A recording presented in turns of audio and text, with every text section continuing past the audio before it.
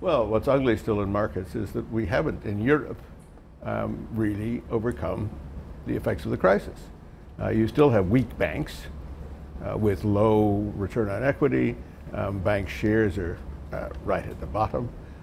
And you still have a very large shadow banking sector, which is not seriously regulated, which is interconnected closely with the regulated banking system, but where we have relatively little knowledge of the data, right? Where there's high leverage in certain places. So we still have some big problems out there. Another guest this week also highlighted shadow banking in Europe as a risk. Just put some flesh on the bones around that for us, because most people don't know what that means in Europe. Well, it's a whole range of activities and institutions, from hedge funds to money market funds to in some extent, pension funds and insurance companies where they do direct lending, to the repo markets, which are markets for securities between the banks, but which do not really get regulated themselves, and so on. There's quite a range of shadow banking activities and institutions that are involved in them. What do you think the big difference between Europe and the United States and coming out of 10 years ago is that's led to the recovery in the United States, and whereas US is UK, Europe's languished? The US dealt quickly and pretty effectively with the problems of the banks.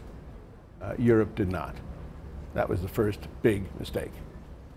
And secondly, Europe, and in particular the Eurozone, did not deal sensibly with the Greek crisis, with the problems in Ireland and Spain and so forth. You had the IMF programs, austerity, austerity, austerity. The result was long periods of low economic activity. And we've seen the effects in populism, political effects, but also economic effects. So that we're not, in some countries, we're still not significantly above the levels of GDP that we had in 2007, 2008. And I think that's the basic flaw, was not dealing properly with the banks. The second basic flaw were the macroeconomic policies. Too much austerity, too tight monetary policies, no lender of last resort until Draghi finally stepped up to the plate. Hey everybody, it's Hadley Gamble from our new CNBC Middle East Bureau in Abu Dhabi. Thanks for stopping by. Now, to watch more, you can try one of the videos that just popped up on your screen. And don't forget to subscribe.